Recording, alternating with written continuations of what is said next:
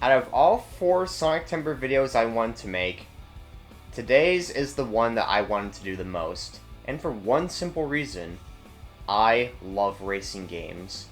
Not as much as platformers, and I always lean towards kart racers, but I'm always down to play a game where the focus is driving cars.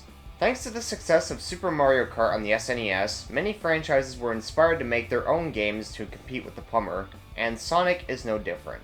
In fact, Sonic had his last racing game in 2019 with Team Sonic Racing, but before that we had the Riders games, and then before that in the classic era, we had the Sonic Drift games, and Sonic R. Let's start with Drift. This is a Game Gear racing game that only came out in Japan at the time, and as such, saw an American release through the same ways that game did. This is a basic kart racing game with Sonic characters, Sonic items, and Sonic settings.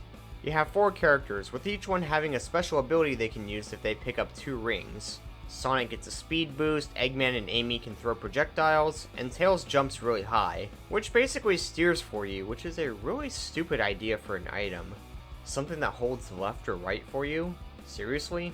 Each track also has monitors to hit, as well as springs. Springs act just like Tails' ability, red monitors act like Sonic's, and blue ones make you invincible. You can even drive off the road and do nothing since the dirt and grass won't slow you down. Look ma, no hands.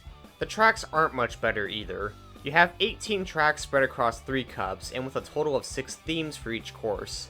All tracks are based on levels from Sonic 1 on the Genesis, and happen in the same order. So you start in Green Hill and end in Scrap Brain. It is nice seeing familiar locations repurposed into racetracks, but due to the limitations of the Game Gear, they don't do much with these settings. Labyrinth is built just like Green Hill, and Spring Yard is barely any different from Starlight. The racing itself is just bland.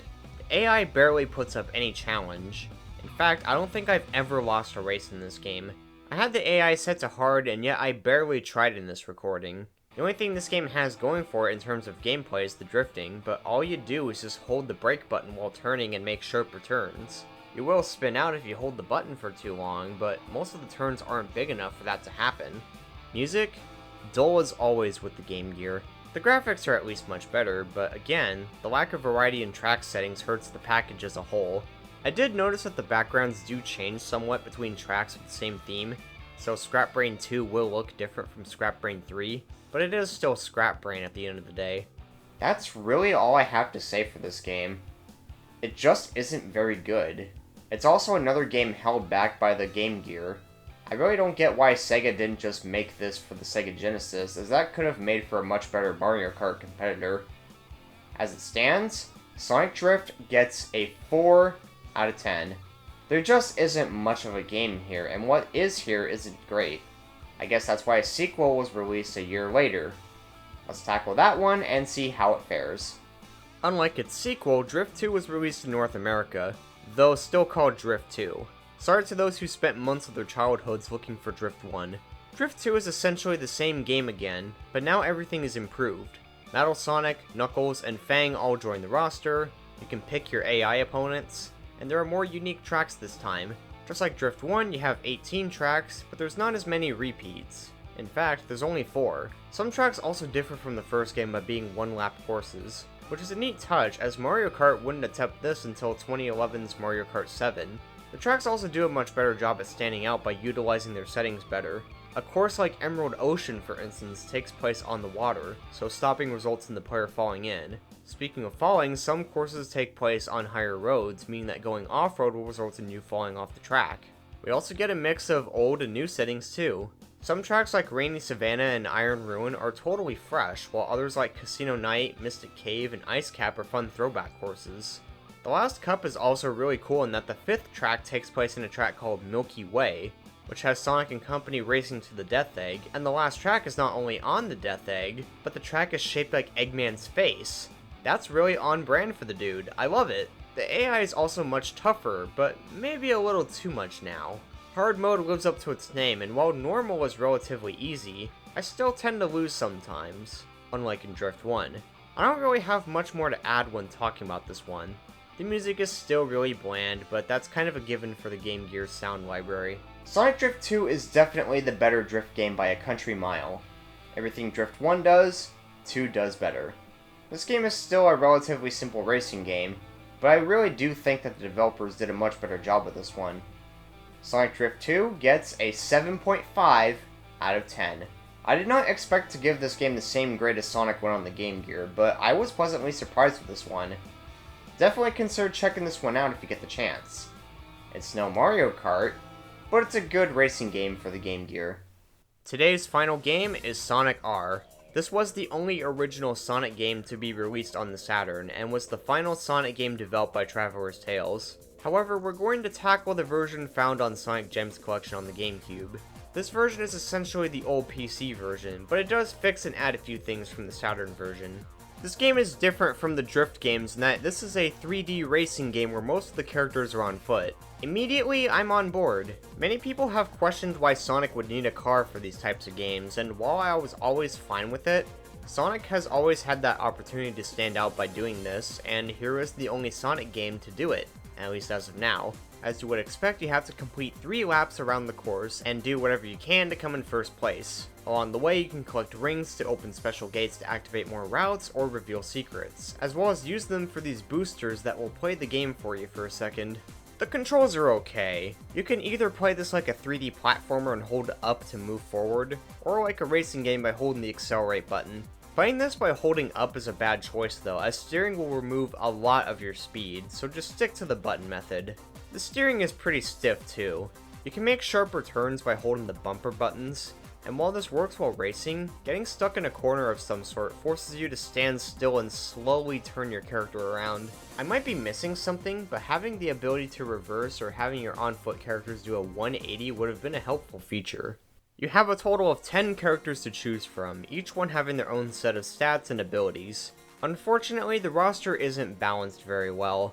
Normally I stick to Sonic, who's naturally the fastest, but can struggle on turns. Tails and Knuckles are slower, but can steer better, but while Knuckles can glide, Tails can fly, which in this game feels like gliding, but it doesn't last anywhere near as long. Do you see what I mean? I found myself preferring Knuckles over any other character in the roster, at least of the main ones you start with. Amy drives a car that can perform a boost when you collect enough rings, but the boost is so weak that you'll likely lose the race anyway. The unlockables aren't much better either. To unlock most of the characters, you have to collect the 5 Sonic medallions hidden on the track, and then finish in the top 3 positions. You will then race against the character that you will be unlocking, these being Metal Sonic, Egg Robo from Sonic 3, and newcomers Metal Knuckles and Tails Doll, none of which are very good characters in terms of racing ability. Eggman is also an unlockable racer by finishing every race in first place, but he's pretty slow, has a useless missile attack, and can fly over water without slowing down. Not bad, but Knuckles can glide over just about any pool of water in the game, and is faster to boot. The last character in the game is Super Sonic. To unlock him, you need to grab the 7 Chaos Emeralds. Chaos Emeralds are hidden on the course, usually behind ring gates, and not only do you need to collect them, you have to finish in first place to keep them. Super Sonic is absolutely busted though. He has the highest speed, best jump, alongside a double jump, can run on water and barely lose any speed, and doesn't even require rings, further compounding the terrible balancing of the roster. As for the courses themselves, they're pretty cluttered at first glance, as you can see by the maps, but they're not too bad. You have tons of alternate routes to take, and with many hidden shortcuts baked into the tracks. Running through these can be a relatively cozy time, at least when you're just racing around. The only track I'm not big on is Radiant Emerald, which has 2 shortcuts all accessed the same way and is easily the most linear course in the game. No, my problem with the tracks isn't the tracks themselves. The biggest issue I have with them is the quantity. Have you ever played Stunt Race FX on the Super Nintendo? That game had 12 tracks, plus an additional 4 for the multiplayer mode, and 4 stunt courses, totaling to 20 tracks if you want to be generous. How many does Sonic R have? 5. Like, are you joking? 5 tracks? The Saturn just got its ass handed to it by the freaking Super Nintendo from 5 years prior. That also leads me to my biggest gripe with Sonic R. There's barely any content in this game. Once you finish the 5 tracks in first place, unlock every racer, and get every Chaos Emerald, you're done. You can 100% this entire thing in less than an hour. You can try to improve your time in the time trial mode, play courses backwards, collect balloons, or play tag, but this is entirely optional and I never touch these modes. This game costed about $50 back then, which, when adjusted for inflation, is about $95 in 2023. Sega genuinely thought it was okay to release this tiny-ass game with barely any content when Diddy Kong Racing came out that same year, and had 15 more tracks, plus a single-player campaign. The visuals are at least nice. I'm not too sure how different this game looks from the Saturn version, but I do like the low poly character models and the designs of the backgrounds. This game even has some really neat day and night effects, as well as weather to affect the terrain. However, the real show stealer for Sonic R is the soundtrack.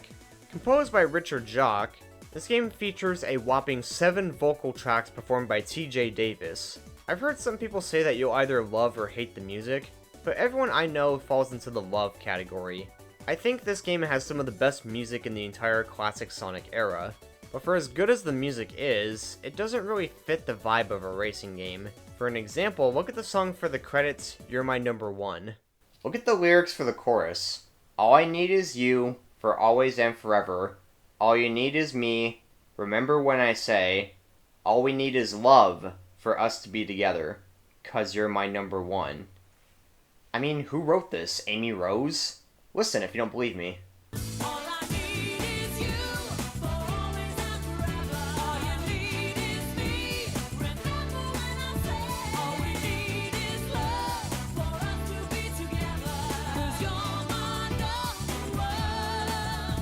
Sonic R is such a weird game for the era. Great concept, awesome yet unfitting music, good visuals, but so little content, and not really a game worth playing with friends. Because of that, I have to give Sonic R a 4.5 out of 10. If you're at all interested in playing Sonic R, I highly suggest you get the PC version. The disc is a bit pricey, but if you know where to look, you can nab this game free and install some mods to slightly enhance the experience. After getting this, I never want to touch the Saturn or Gems Collection versions ever again. This is still a really short game, but the enhancements are always a plus. And so, we are now done with SonicTember 2023. I really think I should have just skipped to the Adventure era. This entire event was filled to the brim with mediocre spin-off after mediocre spin-off, with a few highlights like Drift 2 and Mean Beans sprinkled here and there.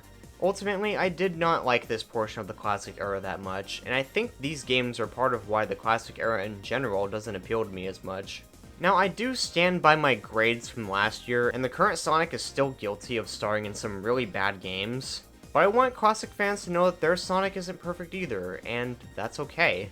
The Sonic series has a lot of really strong highs, and can just as easily have some terrible games thrown our way. All that I can say is that while this lineup of games did bore me, and in some cases drive me up a wall, I can just say that this is all behind me now. Maybe I'll revisit some of these games at a later date. I kind of want to do a Spinball follow-up after looking at it this year, but we have a lot of big things coming here. The Sonic Symphony is coming up, Sonic Superstars is out just before my 25th birthday, that Sonic Frontiers DLC with a playable Tails, Knuckles, and Amy is out this month, and I can look forward to tackling some huge Sonic games next year. Thank you for tuning into this episode of Banditex, as well as SonicTember 2023, even if I gave some games the short end of the stick, and I will catch you guys in the next video, whatever that ends up being.